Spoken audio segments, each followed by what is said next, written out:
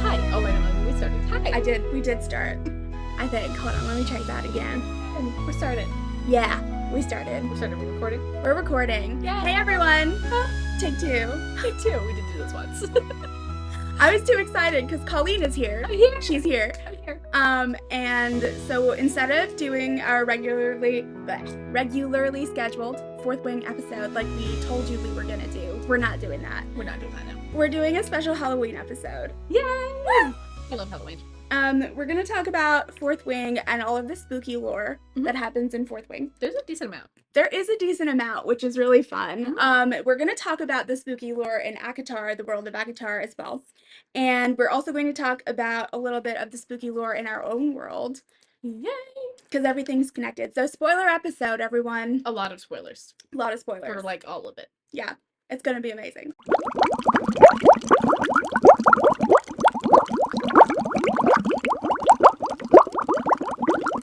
Very good. All right, so we're gonna start with Fourth Wing. Yes. With the venom.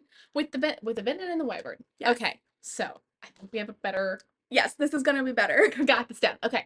So venom and wyvern are essentially anyone in the world, which I don't know how they draw up the power. We don't really know that part yet. Yeah. We've not been told. I think we're gonna learn it in the next book. I Because think we Zayden will. did draw from the Yeah. ground. Spoiler, Zayden Spoiler. is essentially a venom. Now, and so is Jack Barlow. Yeah. Hate that man. That makes sense, though. I hate that man deeply. No, it He makes sucks. sense. Yeah, He he does suck. But did he suck before he became venom? Do we think about that?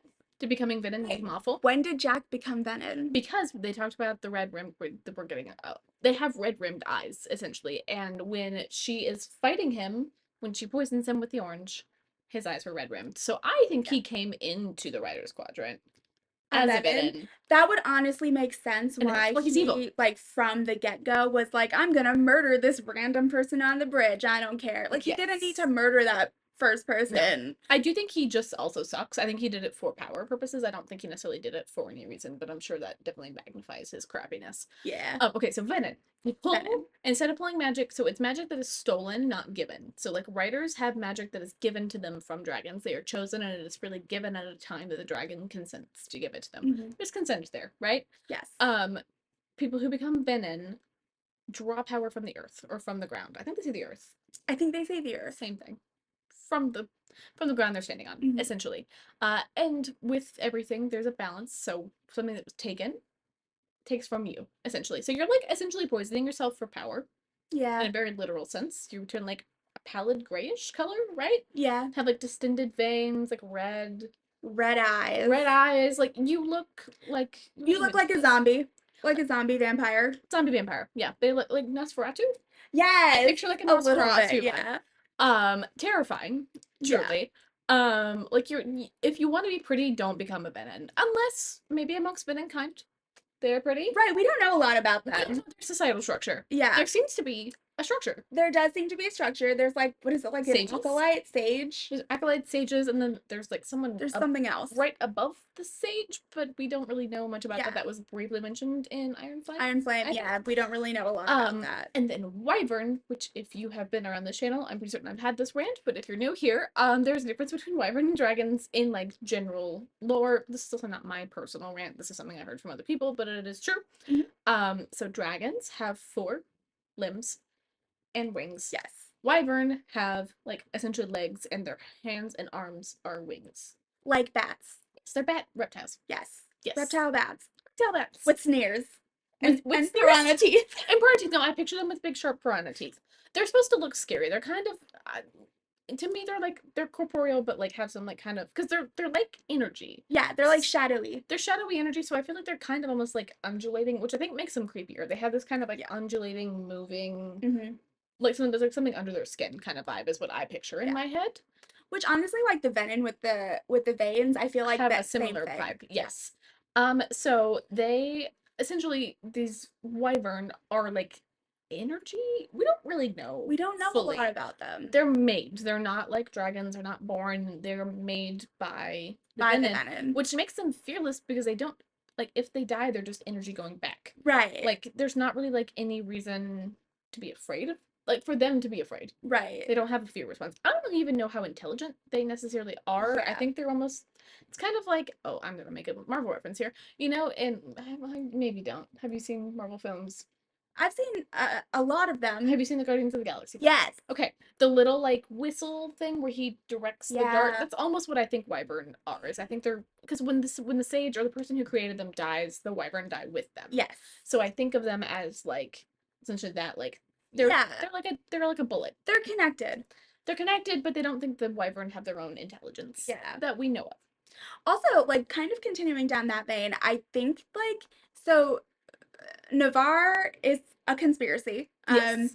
They don't know a lot about Venin, and I don't think that it's known that Venin are smart, organized, intelligent beings. No, Like they have no clue. they have no idea that there is a society there, and so like when you see them for the first time, is it in Fourth Wing? We see them for the first time in Fourth Wing, or is it Iron Flame? It's Fourth Wing, It's because Fourth that's Wing. when Liam dies, is in the end of Fourth That's Wing. right. You see them for the first time, like all of a sudden it's not only these like power hungry, mad, shadowy things that are other than human. They are humanoid.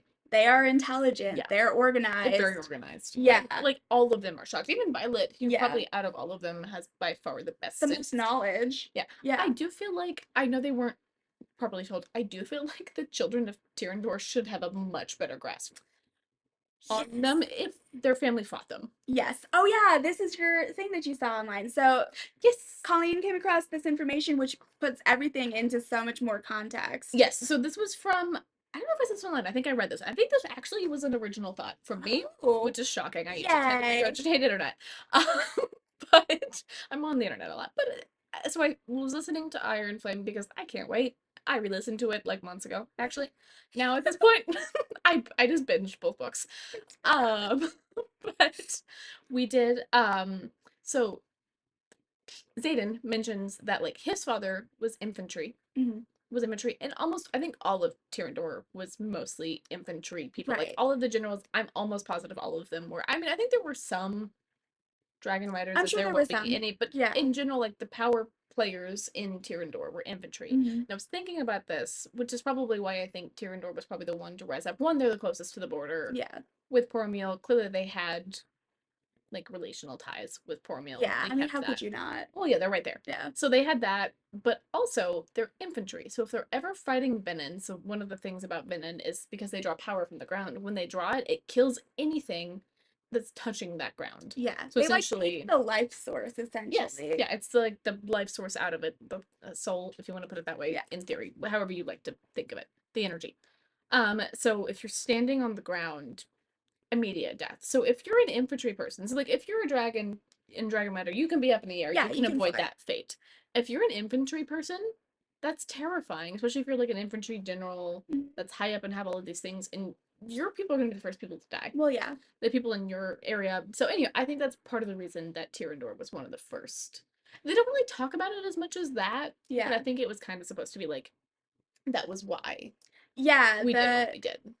That's so interesting because I think like so we talked in one of our previous episodes, non-spoiler episodes, how like they call it the apostasy. Apostasy? And which means that it was a rebellion against like the religion of the country, which it would make sense if like a lot of them are infantry, they would probably rebel against burning everything. Like Yeah. they don't mourn their dead. They burn everything and never talk about them again. Well, they also had their own cultural. So like I Yeah. think so like Navarre was a kingdom that It was a bunch of other kingdoms. Yeah, so they essentially it's England and Ireland. It's what it is, Again, right? England, yes, Ireland, once Scotland, again. whatever you want to put. Wales. It's the Celtic, because they talk about knots. So Yeah. it's very clearly based on like a Celtic, and a lot of the names are Celtic. Yeah. They're clearly based off of Celtic.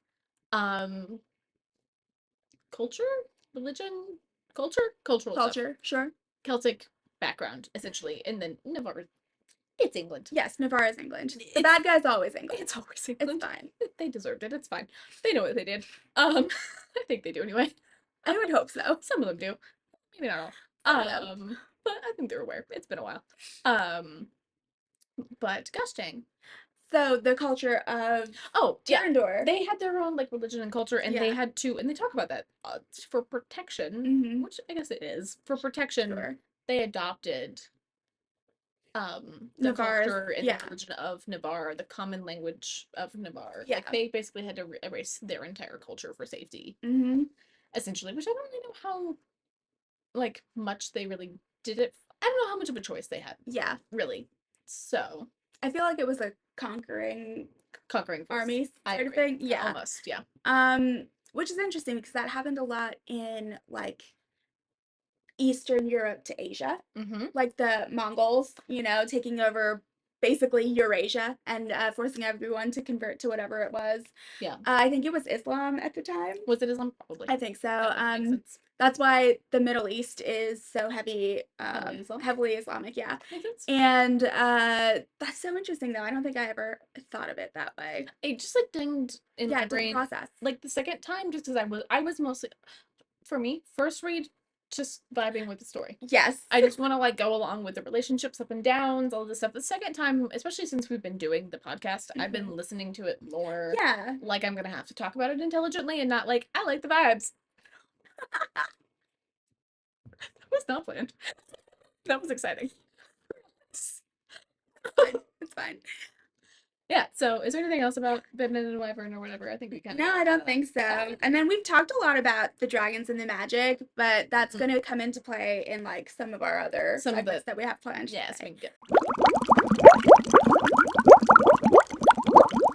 So let's move to a world that we haven't visited for a while. Yeah. ACOTAR. ACOTAR. Lots of beasties. Way more beasties. Yeah.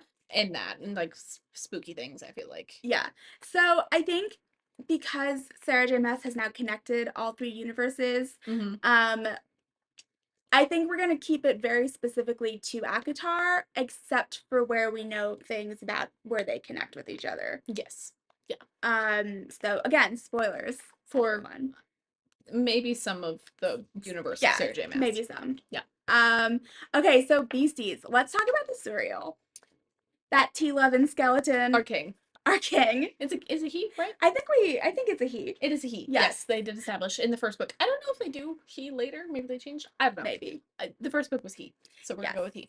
He is a terrifying being, even to the Fae of Prithian. Which is a lot. Yeah. They're powerful. They are powerful beings, but like we don't know what exactly it is he can do. He is described as having like teeth and like, you know, wiry strength and all that, but like I don't see what, like we never see how he can be so terrifying. Yeah, we never see him in a scary context. We only ever see him being like, "Hey girl." Yeah, hey girl, what you need to know? I got you. I love you. What? Although it is the first instance of Feyre's watery bowels. It is the first instance, yes. That's so. I mean, it must be terrifying.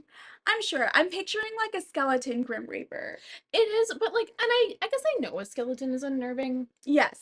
But I don't feel like it's as unnerving as they were describing it as. No. But I think the sound, and I think that's something that makes it like the appearance is kind of terrifying. Yeah. But like the rattling bone sound, that would freak me out. That is scary. That would be terrifying, I think, more than like physically. Does she ever run into the Suriel at night? It's always during the daytime, right? I think so. Okay, yeah, because come across that thing at night, I'd be gone. I'd be like, no, that would be terrifying. Absolutely not. Well, I mean, also, it very clearly is like, I don't know, omnipotent almost. Yeah, like, it seems to have knows this everything. Like, powerful essence. To it that is very intimidating. Yeah, which I don't want to jump ahead, but like, so you have the what are they called in Greek mythology? The past, present, and future. Oh, the fates. The fates. You have the fates, and I wanted to bring this in because this is kind of Halloweeny, and I just thought of it. Yeah, absolutely. Is we don't have a person per se for the past, right? But we have the Suriel who is the present.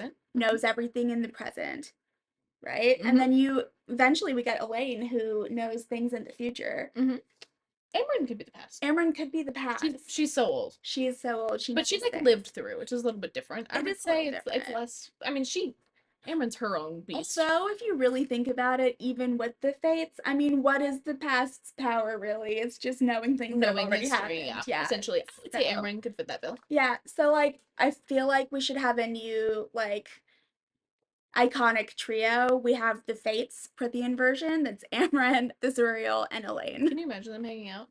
I would love that. That's also kind of like the mother, the maiden, and the crone. It The is. Suriel is the crone. Yeah. 100%. Amryn is definitely the mother. And Elaine is the maiden. Yeah. Yeah.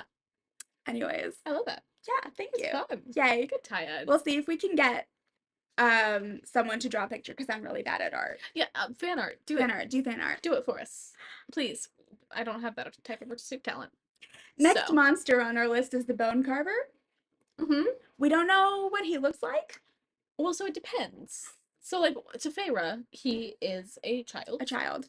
But, like, he's not really a child. Fun fact, I saw the internet made note of this. Do you know what a hear me out cake is? I sent this to Yes. you. Someone put the bone carver on their hear me out cake. But, like, not as a child. Just Okay. as, like, the bone carver. But what does the Bone Carver look like? Well, I think that's the point. I honestly don't think the bone carver necessarily has, like, a strict form. Yeah. Unless it's being perceived. Kind of similar to, like, I'm gonna bring up Doctor Who again, kind of like the Sure. Weeping Angels. Yeah. Like, they can't necessarily be perceived in a different sense. In a different sense, But, yeah. Oh, like, they're so scary. See, I don't find them as scary. Oh my god, that episode, Don't Blink, is terrifying. It's so good, but it's so creepy. I It's forgot good. to watch that for Halloween. We Oh, usually you should do have. that. It's very good. One of my favorites, actually. It's a great episode. It is a great episode. A very young Carrie Mulligan in it, Yes. who I love deeply. Love it. But I don't really know. So we're gonna get into the Hot or Beast thing later, just a little spoiler. I like the Bone Carver. I do too. I know we're not supposed to. Are we not supposed to? I don't think so. I loved him. I did too. I also loved him. That's my toxic trait. I also think like the way that he goes about things, he's more of like he's to me, Klaus-like. Yeah, He's very Klaus-like. he is. He's a little tricky. He is very tricky. You don't always know what his plan is. Like Rumpelstiltskin-y. Yeah. Very Rumpelstiltskin-y. He is very actually. Rumpelstiltskin-y. Taking things in exchange for information. That's so funny. I don't know. I think he just so we don't really know what he does. Actually, like we know he's not perceived. He carves bones. Hence why Yeah. we actually don't even know his name. Right. They call him the Bone Carver because he carves bones. Yes. And he actually put himself in prison He did, yeah. because he was terrified To of protect himself. Oh, we forgot about Koschei. Oh yeah, Ghost Jay. Koschei, one of the siblings. Yes. We made a list of people to talk about. We So did. there's the three. So there's the Weaver of the Wood, the Bone Carver, and then Koschei, which is the only one The that we only know one that their has a name. name. Which is not good. That's not good for us. No. And for anyone in that universe, but it's fine. It's all good. But the Bone Carver has like that youngest sibling energy. He does. He definitely does. The Weaver's definitely the middle child. The Weaver is terrifying to me. That scene, So scary. It feels very Hansel and Gretel. it is in the woods. And Hansel and Gretel always freaked me out as a kid. Yeah, Hansel and Gretel's terrifying. Don't cook me, please. Please don't. Also, please don't lure me in with a house of candy because I would be dead. Yeah, I would be too. I would be dead. I'd be like, wow, it's candy. Yeah. I'm gonna go eat that. I'm gonna go eat that. Yeah, especially if it's like you're offering it to me. I'm assuming it's consensual. Exactly. So Bone Carver, right? We don't know what he looks like really, right? But then somehow he's siblings with the Weaver, who we do know what she looks like. Yes. Terrifying. Well, Terrifying. pretty. Yes. Except for her face, which is completely sunken in and terrifying. Yes. Yeah. You would be correct. Yeah. She climbing up through human fat to get to the human hair roof. Yeah, that whole scene where she's like weaving human Like matter muscles, together. essentially. Yes. Yeah. Oof. Hence why she's called the Weaver of the Wood. But right, she kills and weaves humans into things Yeah. and collects their. She's like a dragon. She collects things She and keeps collects them things, for yeah. herself as her trophies. She does. And I think she weaves things out of people to tell their stories. In theory, yeah. I mean, she tells her story. We're gonna give that as a win, I guess. Yeah. We're gonna give her a modicum. Of one, I will say the most satisfying part of the entire book is when Ianthe goes into the Oh Weaver my of the God, Wood's yes. cottage. By far the most satisfying. That is the best. It's hard because I hate that woman. Yeah, she sucks. Also, the Weaver actually fights on Prithian's side against Hybern too. Which is actually wild to Yeah. me. I think which is not, that was probably the last thing I expected. Also, how did Rhys do that? We don't get to know that conversation. I want to know so bad because also Rhys's mother gave her the I feel ring. like it's like a family friend. Yeah, In a weird way, which I actually kind of wonder. So my theory on I can this see that. is she's a family friend. Rhys doesn't necessarily want to tell her this because she knows she's really proud of like getting out of Yeah, the thing, but I actually don't know if she would have eaten Feyre. I don't think so. I think Reese would have been like, dude, do you see what she took from you? Keep that in mind. Well, my no, but like I think Yeah. like Reese knew. I think the mom said this is the test. Yeah. I think she might have like bit her. He Maybe did something. scare her a I little don't know if bit. she would have eaten that because I don't think Reese's mom seemed malicious enough to want to kill Reese's aunt. No, no, definitely not. So I Definitely think there not. was definitely some sort of like Well, his mom was Illyrian. they were pretty So, violent. Well, that's true. no, I'm saying like I think she was like a lesser fae. So like I That's don't true. think that she had the brutal, the men are brutal in That's true. Illyria, but the women are completely subservient. Yeah, but I don't think she was though No, she wasn't. necessarily. She was also taken out and like put in a place of power, Oh, which was no. amazing. Yeah, which is But wild. I think that I think it was one of those like tough love types of things. I don't think she wanted to kill his mate, but I think she No. was like, she's got to prove that she's tough enough. Well, I mean, she's gonna have Yeah. to be in the like whole court of nightmares and Yeah. to survive. And also, I mean, I think she was hoping that her son turned out more like her instead of her father, but she didn't know Definitely. necessarily. So, depending, be able to Definitely. survive the brutality of the night court. Yeah. So Bone Carver, Weaver, let's talk about the third piece of this other trio. There's a lot of trios in There are this a lot of world. threes. Like the Archeron sisters are also three. Then the They are. Illyrians, the Bat Boys are three. So, We'll have a trio. yeah. And then like technically speaking, the inner circle becomes a trio of three girls too, because you have more Amryn and Farah. And Farah. That's true. So, Well, a lot of threes. I love three. Three is my some favorite threes. number. Really? Yeah. Sure. Which is silly because I was born on the 4th of December, but that's fine. It's cool. One day My off. favorite number is not related to my date of birth either. So, So Koschei. yep. We don't know a whole lot about him. We don't except that he turned up Via is her name, maybe? The princess? the princess. I can't remember her name right now. Starts with the V.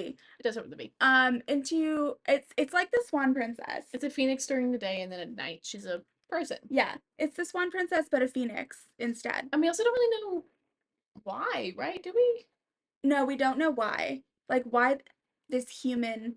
I want that story. I feel like so because we had Beauty and the Beast, and I feel like she was maybe trying to do the Swan Princess. The Swan Princess with that one, which Yeah. if the next book, hopefully, for my sake, because if you've listened to anything, I love Illusion. I am hoping it's Lucian and Elaine's book. Me too. It may not be. It might be more of a continuation of Nesta and Cassian's story. I think that was really cool. I don't think we need any more from them. It was one of her longer books, so I Yeah. think instead of doing it in two, she just did it in one, to be honest. Yeah. But I'm hoping it's Elaine and Lucian, and I think if so, we will learn more because Lucian is their friend. Yes. So. And then we'll get to learn more about Jurian too. I would put him on my hear me out cake. Really? Yeah. Okay. Fair. Valid. Fair. Mine honestly probably would be the Bone Carver. Hear me out. Like when someone said that, I was like, oh, I get it. Like I really didn't disagree. We should do one of those. We're gonna have to do one. We'll do one. We'll do one while you're here. For us, our whole channel is a hear me out. It is. That's true. We have a whole section that's essentially that. Moving on. Yes. We've got Bryaxis. Bryaxis, yes. What does he look like? I don't know. He's just a big shadow. It's like a shadow, but I picture him kind of like a cat. Yeah, he's like cute. He is cute. He's like adorable, but in a scary way, apparently enough to scare Cassian. Yeah, here's my theory on that though. Cassian is afraid of cats. Is he afraid of cats? That's what I think. That would be fun. That would be funny to actually think about. That's why he was so terrified. It's like just this big shadowy cat monster thing that like most people would think is cute, but because Cassian saw it and was like, this is the most terrifying thing ever. He's like warned everyone not to look at it so no one knows what Bryaxis looks like. But Bryaxis is just a big shadowy cat. I love that. I want it to be true. Because I do think Cassian is a little bit of a baby about certain things. Yes. I would say overall, big strong man. Yeah. Great warrior. We love Cassian. Truly. He's probably my favorite bad boy. Yeah. If I'm gonna pick one of three. I love Reese. No, Cassian's my favorite for sure. He's just got such like dog energy. Like he does. It's not a golden retriever. It's one of those dogs German that's Shepherd. like, yeah.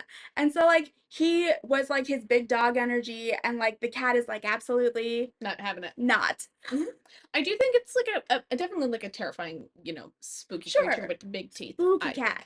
There's definitely something. We don't really know. I think that's supposed to be the point, is Yeah. we're not supposed to know. I do love the recurring theme of everything's scary except Feyre Yeah. Truly. on multiple levels. Everyone they meet outside of the Weaver. Yeah.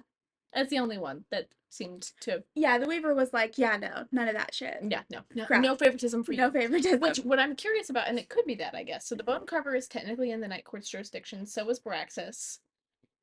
The Weaver is not. The Weaver is not. Mhm. So I'm wondering if it's like because she was the serial could be because she was kind of connected to High Lords and She was, Tamlin. yeah. So she was kind of the High Lady of the Spring Court. Not that Tamlin actually gave her the title, but that's ew. Anyhow, but I wonder if that's part of it because That might be. the Weaver doesn't have any sort of loyalty to anything. Yeah. It's just technically the serial, I guess. No, but I feel like the serial just likes Feyre. Yeah, that's true. So, all right, let's talk about. I wrote Bryaxis twice on here. That's We funny. love Rex. Let's talk about Amryn. She's terrifying. Amryn is a beast. She is a beast unto herself. Yeah, she came from another world. Which one? We don't know. She feasts on blood, so she's basically a vampire. She is a vampire. Yeah. Here's my theory on her. She's just a vampire. And the big beast that she turns into is a bat, but she's like, because she's magical, it's like a huge bat. Oh. Because the thing that she does to the Hybern soldiers, where like they like drop mid-flight, she says that she made them believe that they were dying or that they were being frightened to death. And to stop their heart. Yeah, so she was compelling them. Essentially. She's a vampire. She definitely has like a lot of vampire traits. Yeah. I would agree with that. Yeah. 100%. That's interesting. She's just, I don't know. She's one of those things where like I didn't really get why she was scary when we first met. They were like, "Oh, Amber's scary," and I'm like, she doesn't seem scary. She seemed sassy. Yeah. She seemed like intimidating and had Yeah. this like confidence about her that I Mhm. appreciated. And then like I think the more we got to know about Amber, the more I was like, "Oh no, she is terrifying." The she's blood actually thing really terrifying. tipped me off. Yeah. Enough to the point that no one asked her. Yeah. No, they just like, you know what? We don't need to know. Don't need to know. Drink It's the blood. fine. We're gonna keep moving along. Yeah. No worries there. I also love her like kind of glee but also pure rage at the blood diamonds. Yes. That's incredible. Tidbit. After they accidentally destroy the Summer Court in the next book, spoiler, they are sent blood diamonds, which essentially means that the Summer Court has put a price on their head. Yeah. I do love it's the combo of she's like obsessed with it because she kind of knows it's from Varian, right? Varian. Yeah. There's a note that comes with it for her from him, so I think she kind of feels like it's a gift from him a little bit. But also Reese is like, I haven't told her yet because if I tell her, she will flatten the entirety of the Summer Court. Yeah. And like he's so certain she will do that. But instead she's like, precious. She's like, my jewels. Yeah, my jewels. And my jewels. Also, like, good on Varian. Yeah. Love that. And I also, I love their relationship. I do too. It's very fun. It's great. All right, I think we can talk about the Archeron sisters now. Okay. Let's talk about Elaine. She's an oracle. Which is, I think, could be interesting. Mm-hmm. I don't like her. I don't like her either. I'm hoping to get more of a read on her and like understand her better. Similar to Nesta. I always liked Nesta a little bit more than I liked Elaine. Well, that's true. I think that we saw character growth from Nesta that we didn't get to see from Elaine. Yeah. I don't think Elaine was really given the opportunity to have it. No. She had to, I think Nesta and Feyre grieved the loss of their life when they were in the woods. I don't think Elaine really ever remembered being wealthy necessarily. Yeah. I guess she was older than Feyre, so I guess she must. She might have. She never really seemed to like grieve that. No. Ever. She didn't really seem to like feel the effects or necessarily or grieve that process. She just like continued to be like, everything is fine.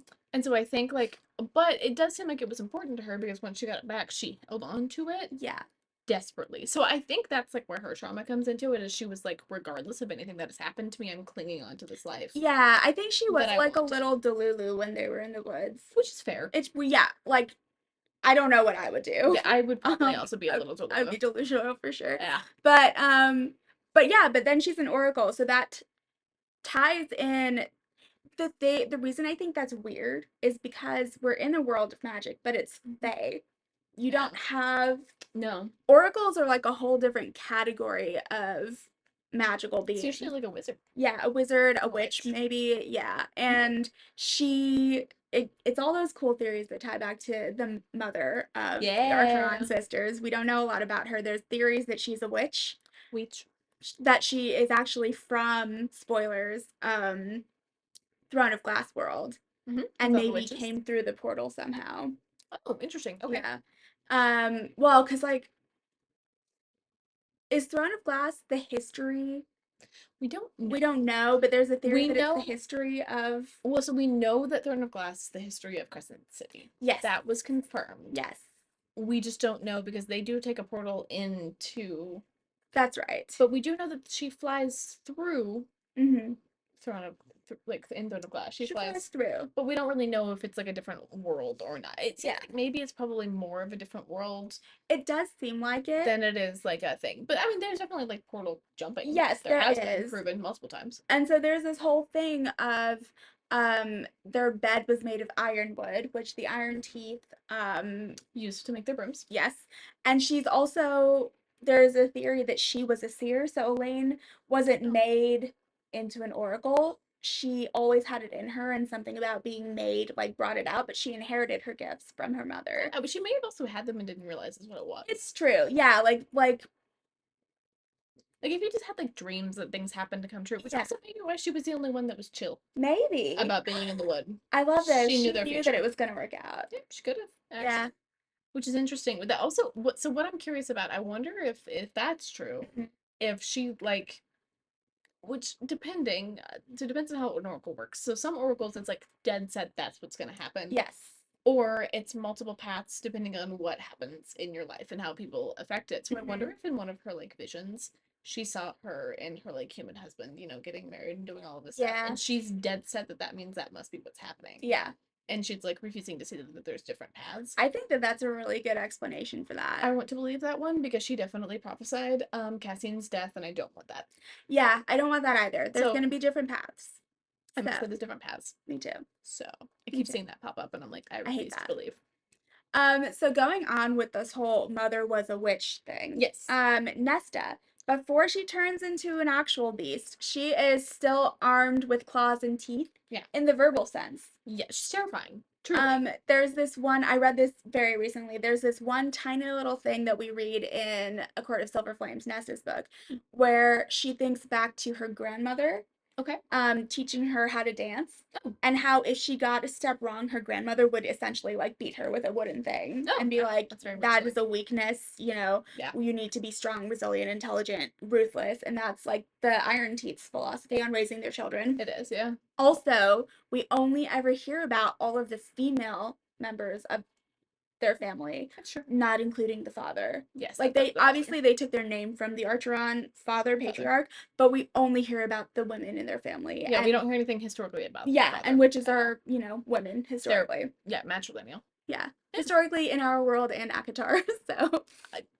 Yes. Yes. Yes, on both fronts. So and then Nesta turns into a beastie herself. She does. She's got all these, like she's death. She's death. Yeah. Which is terrifying. I love it so much. I like some of my favorite fan art is of her like holding all of the things and wearing the mask and seeing the concept of cold flame. To me, I love. Anytime I hear about like cold flame done well in a novel, which I do think it is with Nesta, that like cold, like something so cold it burns. Yes. I love it so much. So good. It's somehow so much more terrifying. I would rather be burned to death than burned to death. Yes. One might actually be quicker, but still. Terrifying. Yeah. So she is this she's death incarnate. Yeah, personified. She literally talks to the mother. Mm-hmm. Like literally talks to the mother at the end of her book, which is like bringing even more. I mean, the mother is a god. It's their god. She's their god. Mm-hmm. The mother and the cauldron. Yeah. And then she also interacts with some other beasties. We just talked about this. Before we go on to that, so not only is there's theories out there that she's descended from the Iron Teeth Witch, but in Illyria. Oh, she's called a witch. She's called a witch. Yeah, she is. Yeah, which is like something that's different and unnatural from fairies. And she's the only one that they call a witch. Yes. Because I don't think they call more a witch, do they? No. Okay. No, it's it just could Nesta. be like a slut shame thing, but it's not. No, they just call Nesta a witch. And then when she's in the forge and she's forging those blades, they say that they're cursed items. Oh. So that's like it's another thing. It's like kind of jarring because you're in this fae world, And there's not like spells. It's not like witchcraft. It's fey magic. And then all of a sudden you have Elaine, who's an oracle. Very different, very Yeah. other. And you have Nesta, who is called a witch and creates cursed items. Yeah, like Can wield them. yeah, it's a very different kind of magic. It is. Which is why I think that those theories have a lot of weight to them. Oh, I agree. There's definitely something other about the sisters. Yeah. I mean, they're not Clearly. like they're not normal. No. We are introduced to Kelpies Terrifying. in A Court of Silver Flame. Absolutely terrifying. They might honestly be the most terrifying thing in these novels to me. Kelpies in general are terrifying. Yes. Like, so scary. I have a fear of drowning. I don't want to be dragged under by something that's like hurts when it grabs you as well. Yeah. It has that, right? Like, yeah, like it's like claws. Is it clawed or like barbed? I don't really know. I don't know what it is. It's got, it hurts. Yeah. Just like all of the folklore out there in general about Kelpies, like this like mysterious, beautiful, alluring thing that lures travelers at night into water and then drowns them. Yeah, no, terrifying. Absolutely terrifying. Intriguing. Yeah. Like interesting, and like I like that they were incorporated into like this world and this story, and it makes sense, especially with the not the sirens, but the merfolk. The merfolk, yeah. Whatever they were that Feyre saves and they save them back. They're also scary, but in like a different context. Which they're not Kelpies, are they? Or are they Kelpies? No, they're not Kelpies. Okay. They are a water wraith. There we go. Wraith. Oh, that's interesting. Yeah. We can we're talking about spoilers. So this is a spoiler for Crescent City. So the only other time that we know about a wraith this is actually a wraith is in Crescent City. Oh. It's the like person, so she's the one that gets put in a box and put at the bottom of the ocean. That's right. In the Marianas Trench. Oh my god. We never know what happens to her, by the way. We don't. We don't talk about her. She's literally just, I mean, essentially snatched out of her Well, we do have body. the shadow wraiths. Caradwen. Oh. And Nuala? Which I feel like the wraith of like what that person was versus what they seem to be to be different. Because they don't seem to change form necessarily. But anyhow, just talk about that. The water and the wraith thing really popped that out of my brain. Love it. I don't think it's necessarily connected, but it is interesting. No, but it is interesting. I also think like I guess if you really think about it, our point of view in ACOTAR is so Fae focused. Oh yeah. And technically, I guess all of these are different, like lesser Fae, but they're so like the Fae are totally made up, right? Yes. She made those up, but then she did like water wraiths, Kelpie, and actual mythical creatures. Yeah, actual mythical creatures. I don't think I ever fully processed that. That's fair. Yeah. Yeah. Yeah. I don't think I either. We have the beast from the Night Court as well. So you have these statues when Feyre enters the Court of Nightmares for the first time. You have these like pillars of these like scaly beasts all coiled with each other, and we were trying to figure out like, are they serpents? But then the description says claws and fangs, and so my mind went dragons, obviously. Yes. And we looked up a picture of what they're supposed to look like because we also find out that these are Rhys's beast form. Yes. So like Tamlin turns into a lion, deer, weird thing. Rhys turns into a shadow dragon. Essentially, like literally this, like, weird serpentine. Yeah. I think it's a little more serpent-like than we think of as dragons. I don't think it has the like snout. I think it's more like a snake face. Yeah. Almost. Which I think is more terrifying. It is terrifying. But yeah, he's like basically a shadow dragon. We do love it. We do love it. He's a shadow daddy. He's a shadow daddy. I mean, he is. Az tends to get that title in this, but I would say Rhys also is, though. He is, but I think Az tends to be the one that people reference in this when they talk about it. I think so as well. But yeah, I think that's really interesting. That would scare me. Yeah, that would scare me too. That would be really spooky. I think it's a better beast form than Tamlin's. Tamlin's, which I'm assuming, judging by the carving, that must mean that the beast form is inherited with the High Lord title. Yes. Like it's not, which I never thought about that until now. Actually, me neither. It's not like, so I think because of the whole fourth wing thing, I assume everything is manipulated by your magic, but I don't think so. No. Like the magic is, this is what it is, and then you shift into this thing. Right, and then it's inherited. And I also love that. Just another thing, the High Lord title is not by birth order. Yes. It's by, like, I guess the most powerful. But like I think you're the most powerful because you're the High Lord. So I think it just Right. goes. It just randomly chooses It's a you. thing. Yeah. But we don't really know how or what. If it's a cauldron thing, that's complicated. Yeah. We don't know if it's a cauldron or a mother thing, though. That's true because we know that they're different things and they don't always work together. No. Wild. So we don't really know who chooses Yeah. what. Oh, I guess if we're talking about witches, we do have the literal cauldron.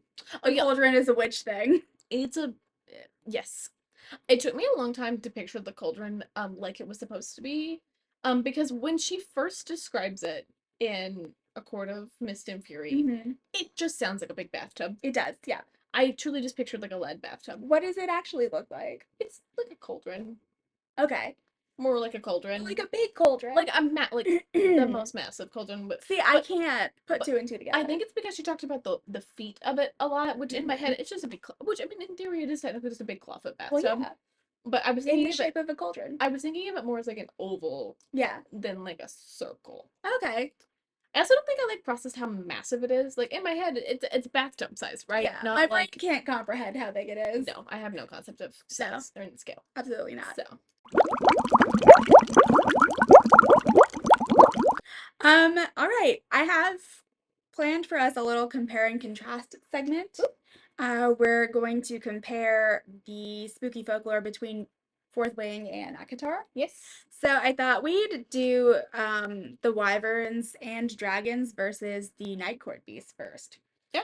I think they all look different from each other. They do. I would say they look different. So, wyvern. I would say the wyvern and the night court beast, I would consider maybe look more similar. More similar than dragons. Because I think even because we're talking about beast form, we literally just looked this up. Yeah. Because Farrah said you couldn't tell if it was feathers or scales. Yes. It was like they were like really shiny, so she couldn't quite get like a great grasp of what it was. Yes. Although I do think that he has 4 hands and wings. Dragon. So he could be dragon-esque, but I feel like it's some sort of hybrid. I agree. Somehow. I agree. Venom versus witches. They're both terrifying. They're both terrifying. Especially like the whole like Iron Witch concept. The Kraken witches are a little bit different. Yeah. But that like hierarchical structure that very clearly thrives off of intimidation. Yeah. I think matches a lot. Oh, I did. A boo-boo. Apparently if you give a thumbs up long enough, I didn't know it did that. I want to do it. Do it. I don't know how I did it. Anyways, it's fine. Yeah, I don't know. It's cool. I didn't know it did that. That's good to know. It only likes you. It's fine. It's fine. We'll continue to do it at some point. Anyways. Yeah, they're terrifying. They also feast on blood. What does it do? Yeah. I read about that. Yeah. I just do the Venom feast on blood? No, but they take the power from the earth. My brain knows it. Did I miss that they drink blood? Sorry. They feast on life force energy. Yeah. Yes. Which is essentially the same thing. Blooders, yeah. And then Oracle Signets in Fourth Wing versus Elaine being an actual Oracle. You have who is it? General Malgren. Malgren, yes. General Malgren can see the future. He can see the outcome of any battle. Which they don't call him an Oracle. That's interesting. I never thought about that. But yeah, what do they call him? Is it like a I don't remember what the signet category is called. I don't think they technically. I think he's like kind of a unique one. So I don't necessarily think they had like a specific signet. It's just he sees the future. He can see the future. He sees not all futures. He sees the outcome of battles. Yes, specifically. Which is a wild power. That is a wild power. Also, like, why? How? Also, like, because it's specific. I wonder if it's actually more than battles. He just only talks about the battles. I'm sure it would be. Yeah. And so if we talk about how a signet is the manifestation of who you are at your core, he is very concerned about conflict. 100%. Yeah, which I mean, fair. He's a jerk. Yeah. But I guess maybe he was more concerned about it as a kid. Yeah. When he was like kids. Always trying to maybe he was always trying to see the outcomes of battles. Big strategist. Yeah. Which means Brennan should have been one. But yeah, he should have, but it's fine. It's fine. As opposed to, that's like I don't think Elaine wants to know the future.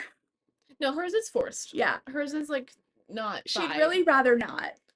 Elaine would just like I think way more than Nesta just wants to be normal. Yeah. And a human. Yeah. And married the awful man. He was awful. Yeah. And live her like, happy, homesteader life. Yeah. That's all she wanted. But, to each her own. It's fair. It was taken from her. It was taken from her. Regardless of like whether it was something that we wanted. It was taken from her without her consent. traumatically. Dramatically without her consent. Yeah. Yeah. There's also a theory that she was pregnant when she went into the surgery. I hate that theory. And lost the baby, but the postpartum depression element would make more sense. I hate it. That would be so sad. Oh, I mean, it's horrific. It's so sad. But it would make Elaine's grieving process make more sense, especially why Grayson, I remembered his name. Mm-hmm. Grayson's rejection of her felt so bad. intense. Yeah. Yeah. Ugh, I hate that. I know. All right. I think we can probably skip Are They Hot or Are They Bees because we've done a few. It's okay. That's fine. I think you know at this point. I think you know we think all bees are hot. It's true. No, that's not true. There's some bees that we're like. The Weaver's not. Yeah, the Weaver's not. The Bone Cover to me is. Not to you. That's fine. Bryaxis isn't hot, I wouldn't say. No, he's too animalistic. Yeah. Amren's hot. Amren is hot. Kelpie or not? Kelpie is terrifying. Kelpie are terrifying. I also don't think of the cereal as a hot being. Again, I think his personality is hot. That's fair. I don't really. Yeah. Not for me. Yeah. It's fair. I'll take the cereal. You take the bone carver. I'll be happy with that. Perfect.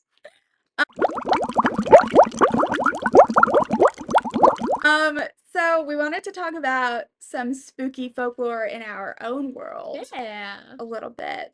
Bringing some literature. Yes.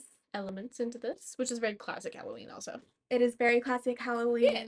So let's talk about Frankenstein. Yeah, Mary Shelley. Mary Shelley, what an incredible woman. I love her. Ugh. I love a little spooky woman. Me too. Gets locked in a house, writes a spooky book. Yep.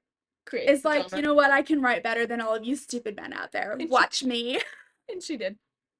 So quickly. So quickly. For like, like a weekend? Yeah. Yeah. Like, easy. Easy work for her. Easy. And the end product, if you have not read Frankenstein, you should. It's incredible. It's so good. It is genuinely very I don't think any content out there, movie or TV in like recent history, does it any sort of justice. No, it's very different. It's a lot more introspectional. Yeah. Exploring more than like spooky person. Yes. It's really good to like it's really good for like a spooky treat yourself night. Yeah. Like go home, you know, turn all the lights off and put on a few candles and have your like little reading lamp, get yourself like a glass of tea or a glass of wine or something. Whatever you partake. Put on some like soft piano music in the background. Spooky. You should do a spooky. And then start reading Frankenstein. I would agree. It's really I haven't read it since college, so it's been a little bit. Yeah. We did it in a class. I really liked it though. Yeah, it's really me good. too. This is also maybe the most iconic and possibly first really well documented instance in literary history where the line between human and grotesque was so incredibly written. She like created that. Yeah. Not that I'm sure it had been done before, but she made it a thing. She made it a thing in a way that like, how do I put that? That like put the human part of it wasn't that they looked human. The human part of it was they communicated like exactly. Yeah. And like felt and thought and reacted like a human. Yeah. Well, it also made like humans gods essentially as well. With not that hasn't been a thing, but I think like specifically like created new life. Yeah. That concept I don't know if there's much of. So it wasn't like from a god's perspective. Yeah, and I think that ties in really well to the Jack Barlow of it all. Hate that man. But hate that man so much, but they brought him back from being smashed to pieces on the rocks, okay? Yeah, I didn't know how they had enough to even bring him back. He is Frankenstein's creature. Which he comes back weirdly more human. He does come back more human. He saves Violet. Which I still don't get. Well, I don't understand. I think I do only because it's very clear the Venom are obsessed with her and want her. They wanted her and Zayden both, and they got Zayden. They're waiting on her. I don't know if I'm ready for Onyx Storm. I don't know if I'm ready for I don't know if any of us are ready. I am so nervous about that book. Same. It'll be fine. I'm excited because I know Rebecca is excited. I mean, we know that I'm gonna read it. I just don't know if I'm ready for it emotionally. That's valid. I don't think any of us are. I hope we get less arguing, although with little tidbits we've seen. I haven't seen any. So there's there's one essentially where Zayden starts trying to help Violet train to aim, essentially to get better. So Zayden starts helping her to start aiming, which I don't know why they didn't do that a long time. They were fighting the whole last book. That's why. It's super annoying. It was annoying, but I don't know why Zayden didn't. Because like the shadow thing is probably not all that different from. It's kind of this writhing energy mass. You would think from. Anywho, but when she's essentially like, "Why are you calling me out?" or "Why are you being?" Because he's a professor. He's literally so they talk about it. Wait, I'm sorry. He's a venom professor. Yeah. I don't think they know he's been. They're essentially like posing him like a professor. Okay. So he went from like wing leader to lieutenant to professor. To professor. And she's like, "Why are you being so much harsher than me?" And he like turns around and looks at her and says, "Because you're the only one that can kill me." In case he shocked face control. I read it and I was like, "Oh my god, I'm not ready." It's like the Wanda and Vision of it all. Oh, oh god, that killed me. I sobbed in the theater. That was so sad. It's the same concept. It is the same concept. I hate that. Yeah, me too. Anyways, the Jack Barlow of it all. He does come back, oddly more human. And is like sort of a Frankenstein. Also, we don't know how many times they've tried this before.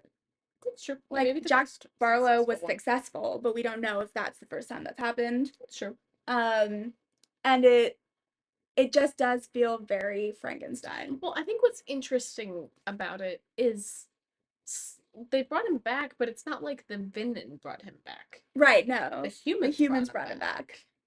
Yeah. Which I'm assuming they didn't know he was a Venom. We don't really know. I don't feel like they did know. I don't think they would have brought him back though if they knew he was a Venom, because they just don't want them to know they exist. Why would they bring something back and release him into the wild knowing that? Why would they bring him back in the first place? Just see if they could. Maybe.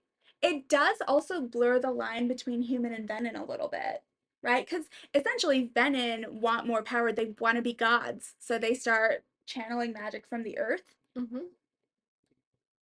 These humans just brought someone literally back to life. How are they not Venom then? Right. Like, what did it take? Pretty much all of, gosh, what's his name? Oh, yeah, I don't remember the name either. Sorry, guys. The healer. Yeah. Oh, God. My brain was thinking Naolan, but that's who died. We think. I don't remember. But, yeah, it took, like, almost all of their power. But, yeah, I think that's a whole thing. The whole thing. We don't really know why they brought him back. We never really told. No. All these answers that we need. Let's move on to Dracula. Dracula by Bram Stoker. I did not like this book. I loved it. I also read it in high school, so I might feel different now. I think that's different. I read it in college. I did read it freshman year of college, so it was pretty early on, but I read it for a horror genre class I was taking for it was like a lit elective, and when I read it like the weekend that my roommate was home. So I was in my dorm room alone, and I had just like my bedside lamp on, so the room was like pretty dark, and I was reading it, and I was like, I have to finish this for class because I had to write a paper on it, and I was like, this is terrifying. It's actually so scary. Unless you read it line by line in front of an entire class all semester long. I can see how that's boring. I was a sophomore, and the class this was in, which the teacher that was in this class, if Mr. Asher, if you ever, I don't know how you would end up seeing this. I adore you. This was not a critique on you. But the way that we did a lot of our books was we read them line by line. And like most of the time that really didn't bother me. This book is so long. It's really long. It's really long to do that by. Yeah. And it's just also not my genre. I'm not a horror person. I will say, if you are going to watch a movie adaptation of this, please do Bram Stoker's Dracula with Keanu Reeves, Winona Ryder, and Gary Oldman. Is that the one that's like a little bit sexual? Yeah. Yeah. Because the book is also a little bit sexual. Oh, it's supposed to be. Yeah. Yeah, they're supposed to be a little. It's a little sexy. There's a reason vampires are hot. Yeah. Dracula is not Nosferatu. Dracula turns into an alluring sexual man. Sensual, I should say. Sensual and sexual man who lures young women to his castle in Transylvania to make them his brides. Yeah. Yeah. And you have to be somewhat alluring. You have to be alluring to do that, yeah. Women don't just follow you for no reason. No. So this whole thing, I mean, I will say, I think that, so we swung too far. we all know that I'm obsessed with Twilight. I love Twilight. We Yes. swung too far. Those vampires are just hot. Right? I don't believe that they could actually kill me. No. The way it's written, I just don't believe it. Well, yeah, that's why Bella also didn't believe it. Yeah. She wasn't terrified of him. Exactly. She decided it was hot. She was like, "You are not scary." I agree, Bella. He is not scary. You're just hot. That Yes. swung too far. I do think that Dracula is like, yes, he's supposed to be alluring, but the way that it's written and the way the movie plays it too is like, he is terrifying. He's kind of, not that I think this person is alluring, but someone that I think people thought was alluring and got like Ted Bundy. Yes.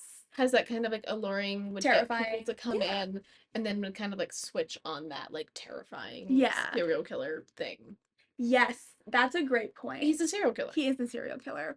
Also, fun fact, if you haven't read Dracula, I forget this all the time because I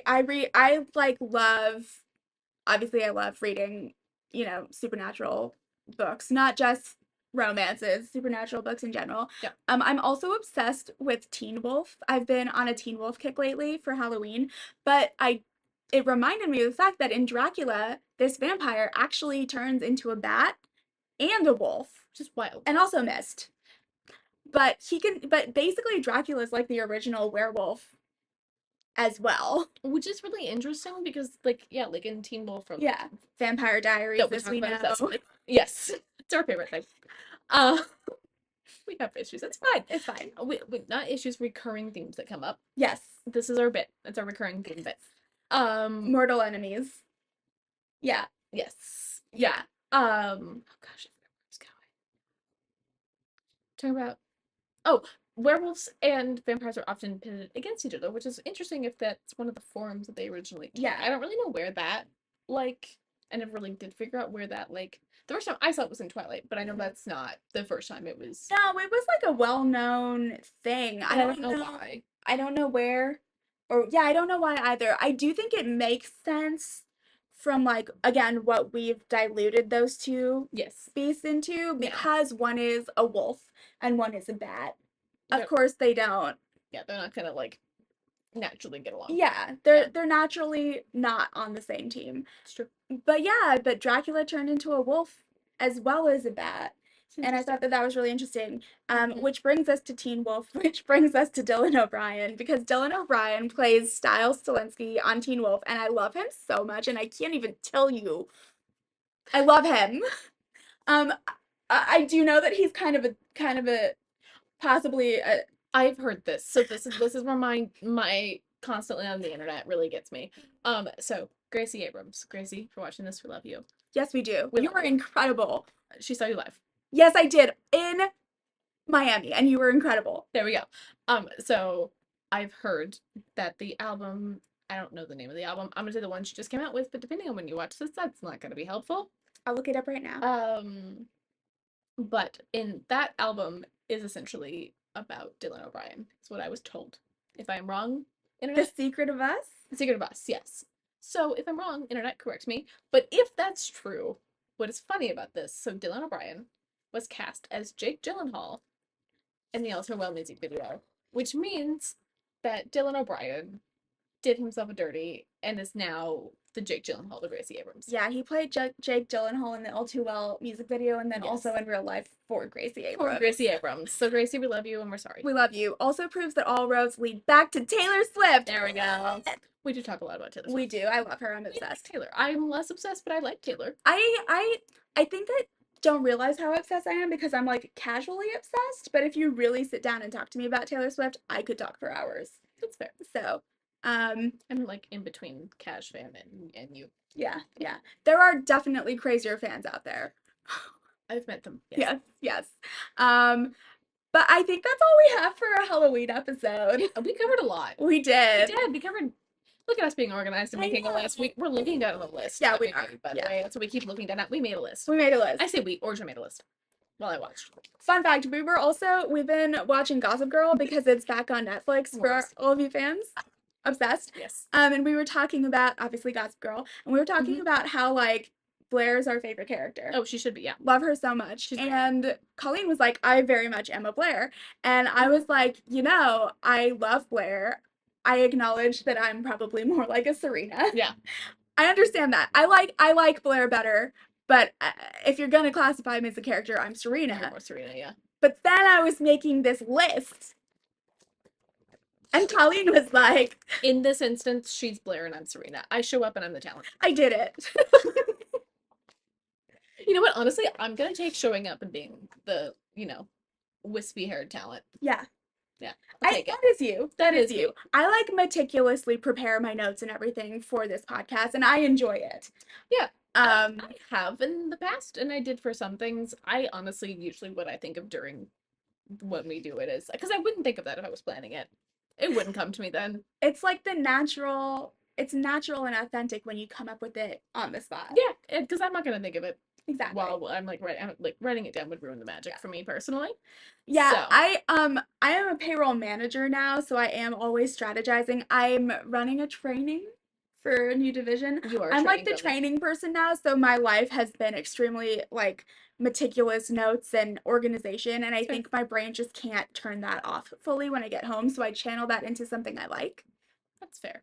Yeah. I don't really think of this as a job. I just do it for fun. This is fun for me. This is a full-time job, Colleen. I have 2 full-time jobs. One that I don't get paid for. Hey. But we might too. Maybe. Watch our podcast. Watch our podcast. Pay for both. And belated happy Halloween, everyone. Yes, happy Halloween. Also, I just want to come a little bit closer. And this is supposed to be spider legs. And this was supposed to be a spider web, but it doesn't. It's hard in crystals, but it looks like a spider web. So it's cute. Yeah. Love it. Thanks. Yes. All right. Bye, everyone. Bye.